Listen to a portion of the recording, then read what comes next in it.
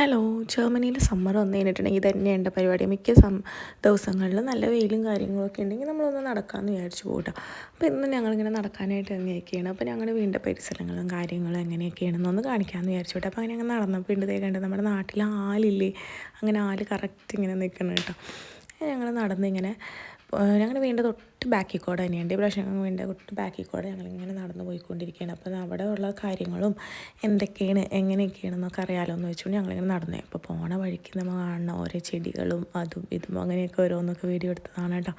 അപ്പോൾ അങ്ങനെ ഞങ്ങൾ നടന്ന് ചെന്ന് കഴിഞ്ഞപ്പോൾ ഉണ്ട് ഇതേ നല്ല മലയും വീടുകളും കാര്യങ്ങളും ഒക്കെ ആയിട്ടുള്ളൊരു നല്ലൊരു സ്ഥലം കേട്ടോ.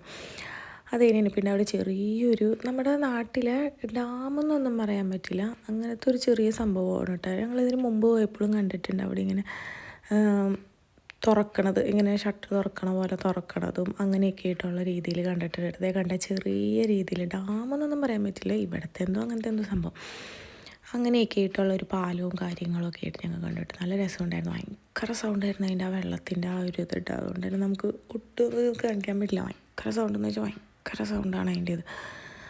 അങ്ങനെ ഇതായിട്ട് നല്ല രസമുണ്ടായിരുന്നു കേട്ടോ. കാരണം അതിൻ്റെ മുകളിൽ കൂടെ മലയും കാര്യങ്ങളൊക്കെ ആയിട്ട്.